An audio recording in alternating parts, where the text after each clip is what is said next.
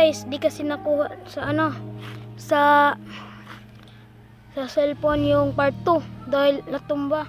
Sana hindi nakita ng natapos agad yung videos. Kaya ito na guys, pakita na sa iyo.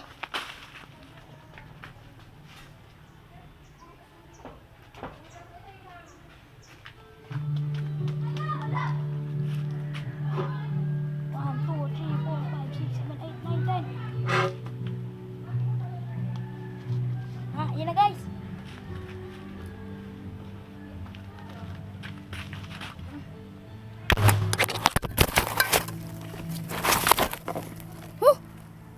Tumba agad? Tara na, tara na. Bakit natumba ka? Buhat agad. See you, part 3.